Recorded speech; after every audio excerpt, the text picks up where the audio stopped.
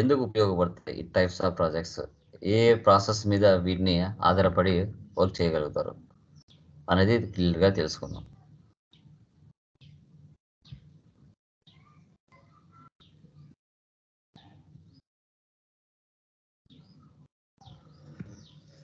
చూడండి, types of projects in SAP టోటల్గా 6 ఉంటాయి.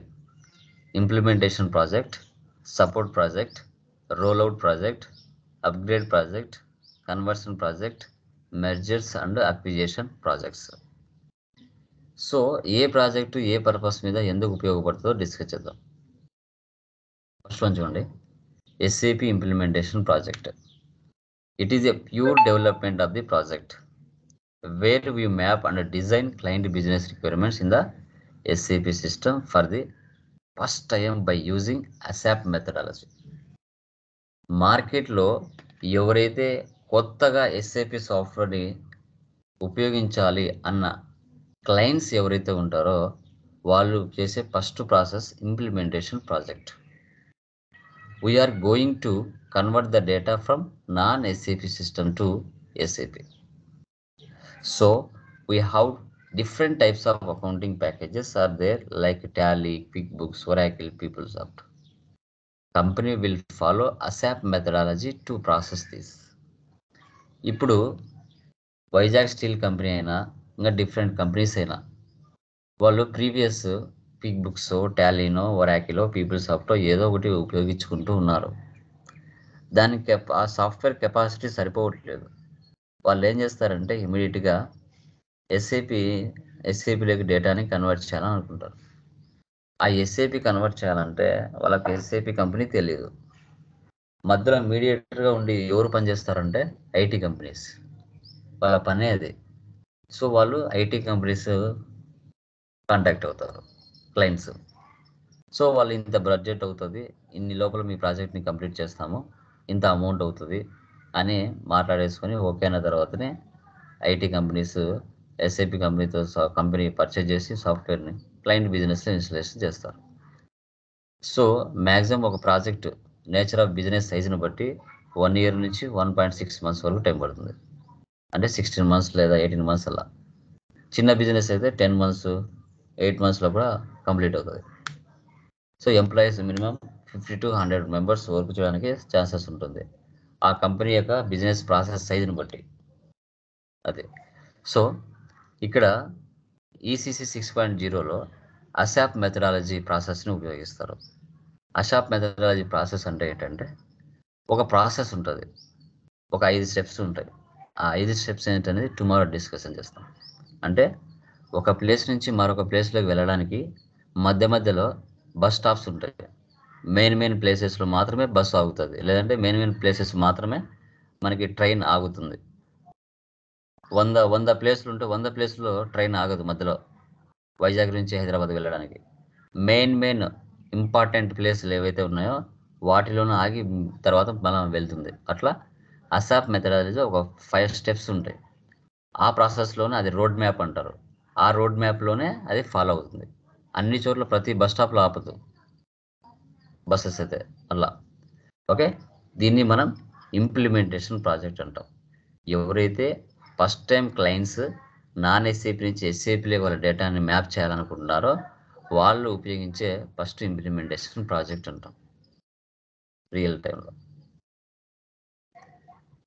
తర్వాత SAP support project. After successful implementation of SAP for the client, next is to provide the support to and maintenance to the client for day to day business transactions. The important roles and responsibility in the support project are issues and errors resolutions, ticket-based support, provide assistance to the users during the month and year-end activities. Okay, ఈ support project ఏం చేస్తుందంటే ఇప్పుడు మీరు FI consultants అయినా కూడా real టైంలో మీరు మనల్ని డైరెక్ట్గా ప్రాజెక్ట్లో వేస్తారని గ్యారంటీ ఉండదు. మిమ్మల్ని సపోర్టింగ్ కూర్చోబెడతారు. సపోర్టింగ్ అంటే ఎవరికైతే మీరు ప్రీవియస్ ఆల్రెడీ ఇతర వేరే క్లయింట్స్కు సపోర్టింగ్గా పెడతారు. అంటే వాళ్ళకి ఏమైనా ఎర్రర్స్ వచ్చినా, ఇష్యూస్ వచ్చినా, బగ్స్ వచ్చినా మిమ్మల్ని సపోర్ట్ చేయమని. మన సీనియర్ కన్సల్టెంట్స్ ఎవరైతే ఉంటారో వాళ్ళు మొత్తం కాన్ఫిగరేషన్లు చేస్తారు. మీరు ఏదైనా ఇష్యూస్ వచ్చినా, ఎర్రర్స్ వచ్చినా ఆ టికెట్స్ని రైట్ చేయడానికి, ఓకే, ఆ టికెట్స్ని రైట్ చేయడానికి మిమ్మల్ని సపోర్టింగ్గా పెడతారు. అంటే P1 ticket, P2 ticket, P3 ticket, P4 ticket, ఇలా టికెట్స్ ఉంటాయి. వాటిని ఆ క్లయింట్స్ మీకు పంపించినప్పుడు వాళ్ళకి ఇమీడియట్గా రియాక్ట్ అవ్వడం, వాళ్ళకి ఏమైనా ఇష్యూస్ ఎర్రర్స్ వస్తే ఫోన్ చేసి అడగడం, సాల్వ్ అయింది లేదా కలుపుకోవడం, అలా సపోర్టింగ్ ప్రాజెక్ట్లో మీరు కూర్చోబెడతారు. ఒక క్లయింట్ బిజినెస్లో జరిగే day to day business transactions ఏవైతే ఉంటాయో, వాళ్ళకి ఏవైనా రియల్ టైం ఎర్రర్స్ వస్తూ ఉంటాయో వాళ్ళకి సపోర్టింగ్ చేస్తూ, సో అది హై ప్రయారిటీ టికెటా, లో ప్రయారిటీ టికెటా అని తెలుసుకొని మీరు వాళ్ళకి ప్రాజెక్ట్ని సపోర్టింగ్ చేస్తూ ఉండాలి. దీన్నే మనం ఎస్ఏపి సపోర్ట్ ప్రాజెక్ట్ అని మనం చెప్పుకుంటాం. టికెటింగ్ టూల్స్ అంటాం వీటిని. P1, P2, P3, P4. So high priority tickets P1, P2, low priority tickets మనకి P3, P4. హై ప్రయారిటీ అంటే వాళ్ళు రియల్ టైం వర్క్ చేస్తున్నప్పుడు ఏమైనా ఎంట్రీ పోస్ట్ అవ్వకపోవడం, అది పర్చేజ్ ఇన్వాయిస్ అయినా, సేల్స్ ఇన్వాయిస్ అయినా, జిఎల్ పోస్టింగ్ అయినా, ఇన్వాయిస్ పోస్ట్ అవ్వకుండా ఎర్రర్స్ వస్తూ ఉంటాయి. అలా వాళ్ళు ఇమీడియట్గా వాళ్ళు టికెట్ రైజ్ చేసేటప్పుడే సర్వీస్ నౌ అనే డెస్క్ టూల్ ద్వారా మీకు రైజ్ చేస్తారు. వాళ్ళు అక్కడే మెన్షన్ చేస్తారు, ఇది హై ప్రయారిటీ P1 టికెట్ అంటేనే మీరు అర్థం చేసుకోవాలి ఇది ఇమీడియట్గా రీసాల్వ్ చేయాల్సిన టికెట్ అని. అది ఎవరెవరికి వాళ్ళు పంపిస్తేనే మనకి టికెట్ రైజింగ్, మనం ఇమీడియట్గా దాన్ని టికెట్ పిక్ చేసుకొని మన దగ్గర పనిచేసే FI కన్సల్టెంట్స్ ఎవరైతే ఉన్నారో వాళ్ళకు ఎవరొకరి పేరు పెట్టేసి వాళ్ళకి అసైన్ చేస్తాం. వాళ్ళు ఆ టికెటింగ్ని రీసాల్వ్ చేస్తారు. ఓకే, 2 అవర్స్ లేదా 6 అవర్స్, P3, P4 అయితే 3 days ఆర్ 4 days, 2 days మీ చాయిస్ అట్లా. ఓకే, సో అది next SAP rollout project. SAP rollout ప్రాజెక్ట్లో ఏంటో these projects are belongs to move the company data from one country to other country and one company code to other company code. The different types of rollout projects are country rollout, company code rollout. Country rollout అంటే ఏంటి, company code rollout అంటే ఏంటో చూద్దాం. So rollout project అంటే, ఇప్పుడు in this rollout project we will copy the data from existing company to new country. ఇప్పుడు ఇండియాలో ఒక క్లయింట్కి సంబంధించిన ప్రాజెక్టు మీరు చేశారు. దానికి సంబంధించిన డాక్యుమెంటేషన్, కాన్ఫిగరేషన్స్ అన్నీ మీ దగ్గర ఉన్నాయి. అదే క్లయింట్కి సంబంధించి వేరే ఒక దేశంలో కూడా అదే ప్రాజెక్ట్ని ఇంప్లిమెంటేషన్ చేయాలి. ఆల్రెడీ ఇండియాలో చేశారు, మళ్ళీ కొత్తగా చేసేది ఏమి ఉండదు. కాబట్టి మీరు వేరే కంట్రీలో న్యూ బ్రాంచ్ ఓపెన్ చేసుకున్నా ఇదే డాక్యుమెంటేషన్, ఇదే బిజినెస్ ప్రాసెస్ ఇది మీరు అక్కడ కూడా ఇంప్లిమెంటేషన్ చేస్తారు. దాన్ని కంట్రీ రోల్అవుట్ అంటాం. కంట్రీ రోల్అవుట్ అని మనం చెప్పుకుంటాం. Next company code rollout. In this project we will copy the data from an existing company to a new company. ఇప్పుడు బెంగళూరులో ఒక బ్రాంచ్ ఉంది మనకి, ఒక క్లయింట్ది. ఆ క్లయింట్కి మీరు టోటల్గా ప్రాజెక్ట్ వర్క్ చేసేసారు, అయిపోయింది. సో అదే కంపెనీ ఇంకో బ్రాంచ్ హైదరాబాద్లో ఓపెన్ చేస్తుంది. సేమ్ ఇదే డాక్యుమెంటేషన్, ఇదే ప్రాజెక్ట్ ప్రాసెస్ అంతా మళ్ళీ మీరు హైదరాబాద్లో కూడా ఉపయోగిస్తారు. మళ్ళీ కొత్తగా ఫస్ట్ నుంచి చేయాల్సిన అవసరం అయితే ఉండదు. సేమ్ బ్రాంచ్, సేమ్ ప్రాసెస్ కాబట్టి. సో దీన్ని company code to company code. So company code to company code అని చెప్తాం. ఓకే, దీన్ని రోల్అవుట్ ప్రాజెక్ట్స్ అని చెప్తాం. ఎగ్జాంపుల్ కంట్రీ అయితే చూడండి, టాటా గ్రూప్ ఆఫ్ కంపెనీ ఇండియాలో ఉంది. యుఎస్లో పెట్టాలి, లండన్లో పెట్టాలి, సింగపూర్లో పెట్టాలి. దీన్ని కంట్రీ టు కంట్రీ రోల్అవుట్ అంటాం. ఇప్పుడు ఇండియాలో ఆ ఇంప్లిమెంటేషన్ చేశారు, అదే బిజినెస్ ప్రాసెస్ని, అదే ప్రాజెక్ట్ని ఇతర దేశాల్లో కూడా అదే విధంగా మెయింటైన్ చేస్తారు. ఫైనాన్షియల్ ఇయర్ ఒకటి మారుతుంది అంతే. తర్వాత company Tata group India, Tata group company 1 ఆంధ్రప్రదేశ్లో ఉంది. ఆంధ్రప్రదేశ్లో మీరు ఇంప్లిమెంటేషన్ చేశారు, అది తెలంగాణలో కూడా చేయాలి, సేమ్ ప్రాసెస్. అది company code to company code. So company code to company code అని చెప్తాం.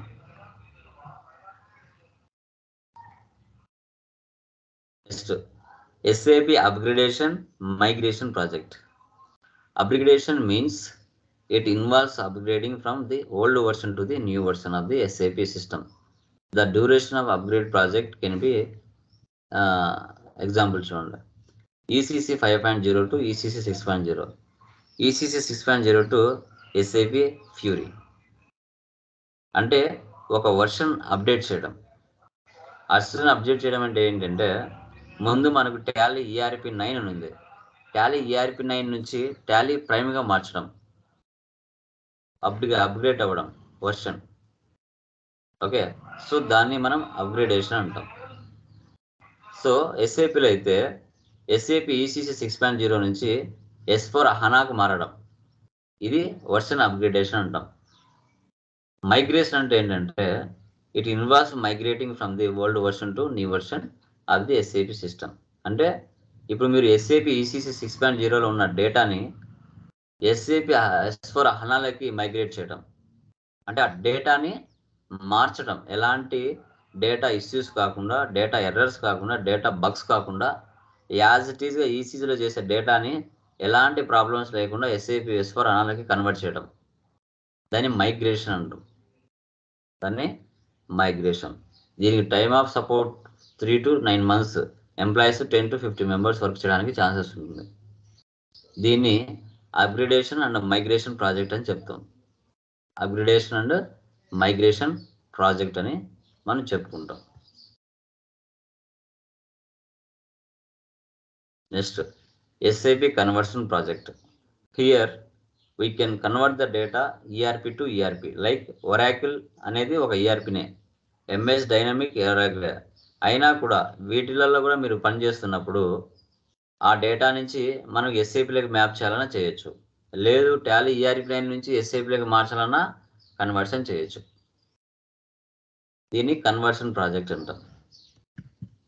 Next merge and acquisition project. One company to another company. ఇప్పుడు మార్కెట్లో చాలా కంపెనీస్ ఉంటాయి. ఫేస్బుక్, యూట్యూబ్, ఇన్స్టాగ్రామ్, ట్విట్టర్ ఇవన్నీ ఉన్నాయి. ఇప్పుడు ట్విట్టర్ని ఐ థింక్ ఎలాన్ మాస్క్ ఏమో తీసుకున్నాడు. అంటే ఎలాన్ మాస్క్ ఏంటి, వరల్డ్ వైడ్ మొత్తానికి ఇంటర్నెట్ సప్లై చేస్తూ ఉంటాడు. అతను టేక్ ఓవర్ చేశాడు ట్విట్టర్ని. ముందు ట్విట్టర్ సింబల్ వేరునింది, ఇప్పుడు ట్విట్టర్ సింబల్ ఎక్స్ వచ్చింది, ఇంటూలాగా. ముందు ఏదో పావురం గుర్తులాగా ఉన్నది. అంటే ఎవరైతే ఒక కంపెనీని మెయింటైన్ చేయలేక మేము చేయలేము అన్న వాళ్ళు ఎవరైతే ఉంటారో వాళ్ళు వేరే కంపెనీలోకి మెర్జ్ చేస్తారు. ఓకే, అలా one company to another company take over చేసుకుంటారు. One company code to another company code take over. ఇప్పుడు ఫర్ ఎగ్జాంపుల్ మీకు ఒక 5 కంపెనీ కోడ్స్ ఉన్నాయి. ఇప్పుడు టాటా ఉంది, టాటా గ్రూప్ ఆఫ్ కంపెనీ. దాని కింద ఒక 10 కంపెనీలు ఉంటాయి, కంపెనీ కోడ్స్ ఉంటాయి. Tata telecom, Tata Motors, Tata steel, Tata hospital, Tata roads, ఇలా చాలా ఉంటాయి. ఇప్పుడు మీకు ఆంధ్రప్రదేశ్లో 2 కంపెనీ కోడ్స్ ఉన్నాయి. ఒకటి వైజాగ్లో ఉంది, ఒకటి తిరుపతిలో ఉంది. వైజాగ్లో ఉన్న కంపెనీ కోడ్ బాగా జరుగుతుంది అన్ని రకాలుగా. తిరుపతిలో ఉన్న కంపెనీ కోడ్ సరిగా ప్రాఫిట్ తీసుకొని రావట్లేదు. సో అప్పుడు మీరు ఏం చేస్తారు, ఆ కంపెనీని మ్యాక్సిమం తీసేయాలి, ప్రాఫిట్స్ రాదు కాబట్టి. లేదంటే మంచిగా నడిపేవాడు రావాలి, మార్కెటింగ్ స్కిల్స్తో పబ్లిసిటీ చేస్తూ, దాంట్లో ఉన్న ఫీచర్స్ ఎక్స్ప్లెయిన్ చేస్తూ, డిసడ్వాంటేజెస్ లేకుండా మంచి సర్వీస్ ఇస్తూ మెయింటైన్ చేసే వాళ్ళు కావాలి. లేదంటే బడ్జెట్ లేకపోతే వేరే వాళ్ళకి ఇచ్చేస్తారు. సో అలాంటప్పుడు ఏం చేస్తుందంటే, వైజాగ్లో ఉన్న కంపెనీ కోడ్ అనేది తిరుపతిలో ఉన్న కంపెనీ కోడ్ని టేక్ ఓవర్ చేస్తుంది. వాళ్ళు తీసేసుకుంటారు, మొత్తం అడ్మినిస్ట్రేషన్ మొత్తాన్ని టేక్ ఓవర్ చేసేసుకుంటారు, వాళ్ళు నడిపిస్తారు. జస్ట్ మీరు అక్కడ పని చేస్తూ ఉంటారు, హెడ్ మాత్రం మారిపోతాడు, వాళ్ళు చెప్పిన రూల్స్ అండ్ రెగ్యులేషన్స్ జరుగుతాయి. మీకు ప్రజెంట్ కంపెనీ ఉన్న రూల్స్ రెగ్యులేషన్స్ వెళ్ళిపోయి టేక్ ఓవర్ చేసిన కంపెనీ ఏదైతే ఉంటుందో వాళ్ళు చెప్పినట్టు మీరు వినాలి. సో దీన్ని మెర్జ్ అండ్ అక్విజిషన్ ప్రాజెక్ట్ అంటాం. ఓకే, వీటిని మనం టైప్స్ ఆఫ్ ప్రాజెక్ట్స్ అని చెప్పుకుంటాం. Types of projects. క్లియర్ మా? ఎవరికైనా డౌట్స్ ఉన్నాయండి? ఎవరికైనా? ఎనీవన్? క్లియర్. సో వీడియోని 1-2 సార్లు చూడండి, నీట్గా ప్రతి పాయింట్ రాసుకోండి, అర్థమయ్యే విధంగా. తర్వాత మీరు నేర్చుకోండి. అడిగినప్పుడు చెప్పాలి. వాట్ ఈజ్ వాట్ అడిగినప్పుడు, మధ్య మధ్యలో క్వశ్చన్స్ అడిగినప్పుడు మీరు చెప్పాల్సి వస్తుంది థియరీ పాయింట్ ఆఫ్ వ్యూలో. ఓకేనా? ఇక రేపటితో మనకి థియరీ కంప్లీట్ అవుతుంది. మనాడు నుంచి కాన్ఫిగరేషన్ స్టార్ట్ చేస్తాం. సో ఆ లోపల మీరు లైక్ సర్వర్ యాక్సెస్ తీసుకోండి. సర్వర్ యాక్సెస్ తీసుకోవాలి. ఓకే, సర్వర్ యాక్సెస్ తీసుకుంటే రేపు మన్నాటి నుంచి మనం సిస్టంలోకి లైక్ కాన్ఫిగరేషన్లు స్టార్ట్ చేస్తాం. Okay, first configuration enterprise structure, తర్వాత సెకండ్ గ్లోబల్ సెట్టింగ్స్, తర్వాత థర్డ్ వన్ వచ్చేసి చార్ట్ ఆఫ్ అకౌంట్స్. ఇవి 3 కంపల్సరీగా మీరు ఎక్కడ రియల్ టైంలో పనిచేసినా ఇవి 3 లేకుండా ముందుకు పోదు కాన్ఫిగరేషన్. ఈ 3 గ్రూప్ ఆఫ్ కంపెనీ ఏముంటుంది, కంపెనీ కోడ్స్ ఏముంటాయి, ఎన్ని బిజినెస్ ఏరియాస్ ఉంటాయి, డిపార్ట్మెంట్ ఫైనాన్షియల్ డిపార్ట్మెంట్స్ ఏమున్నాయి, ఓకే, ప్రొడక్షన్స్ ఏమున్నాయి, ఓకే, ఫైనాన్షియల్ ఇయర్ మనం ఏది మెయింటైన్ చేస్తున్నాం, ఇవన్నీ కూడా ఈ 3 ఉంటాయి. అంటే ఎగ్జాంపుల్ చెప్పాలంటే ఇండియాలో 29 రాష్ట్రాలు, 29 రాష్ట్రాలలో డిస్టిక్లలో మండలాలలో విలేజెస్. ఇది ఒక ప్రాసెస్. అంటే Tata group of company, head of the group of company, దాంట్లో 10 కంపెనీ కోడ్లు ఉంటాయి. ఆ 10 కంపెనీ కోడ్లలో ఒక్కొక్క కంపెనీ కోడ్కి మళ్ళీ బిజినెస్ ఏరియాస్ ఉంటాయి. Business areas. Okay, so for example హైదరాబాద్లో ఉంది ఏంది, టాటా గ్రూప్ ఆఫ్ కంపెనీ. దానికి కంపెనీ కోడ్స్ 29 రాష్ట్రాలలో ఉన్నాయి. కంపెనీ కోడ్లు 29 రాష్ట్రాలలో ఉన్నాయి. సో ఆ 29 రాష్ట్రాలలో ఆంధ్రప్రదేశ్ ఒకటి. ఇది మనకు రాష్ట్రం. ఈ రాష్ట్రంలో మనకి లైక్ సమ్ డిస్ట్రిక్ట్స్ ఉన్నాయి, మళ్ళీ ఒక 12 ఇప్పుడు మళ్ళీ పెంచారు కదా. అన్ని డిస్ట్రిక్ట్లలో మళ్ళీ బిజినెస్ ఏరియాస్ ఉన్నాయి. Business areas. ఓకే, ఈ విధంగా ప్రాసెస్ జరుగుతుంది. Business area wise profit and loss చూడొచ్చు, company code wise profit and loss చూడొచ్చు, head of the group of company wise కూడా ప్రాఫిట్ అండ్ లాస్ చూడవచ్చు. ఇయర్ టాటా కంపెనీ మా కంపెనీ ఇన్ని డాలర్లో సంపాదించింది అని బయటికి అనౌన్స్ చేస్తారు. ఎందుకు చేస్తారు? వాళ్ళు 10 కంపెనీ కోడ్లు ఉంటే 10 కంపెనీ కోడ్లు ప్రాఫిట్ అండ్ లాస్ మిక్స్ చేసి టాటా గ్రూప్ ఆఫ్ కంపెనీ ఇన్ని వేల డాలర్స్ సంపాదించింది ఇయర్ అని బయటికి షో చేస్తారు. ఒక కంపెనీ కోడ్ చెప్పేది వాళ్ళు మొత్తం వరల్డ్ వైడ్ వాళ్ళకి ఎన్ని కంపెనీ కోడ్లు ఉన్నాయో అన్ని మిక్స్ చేసి బయటి ప్రపంచానికి టాటా గ్రూప్ ఆఫ్ కంపెనీ ఇంత ప్రాఫిట్లో ఉంది అని group of company profit and loss show చేస్తారు. External reporting. ఇంటర్నల్గా కంపెనీ కోడ్ వైజ్గా చెక్ చేసుకుంటారు ఇంటర్నల్గా. తర్వాత బిజినెస్ ఏరియా వైజ్ కూడా చెక్ చేస్తారు. ఓకే, సో అది ఇవన్నీ కూడా మనము తర్వాత ఎంటర్ప్రైజ్ స్ట్రక్చర్లో మనం ఐడెంటిఫై చేస్తాం. Okay, clear? యా, డన్ మా. ఈ థియరీ మీరు చూసుకోండి, 1-2 సార్లు చెక్ చేసుకోండి, వీడియోస్ని డౌన్లోడ్ చేసుకోండి. ఏ రోజు వీడియోస్ ఆ రోజు మౌస్తో రైట్ క్లిక్ చేసి మీ సిస్టంలో డే వైజ్గా మీరు చేసుకోండి. ఓకేనా?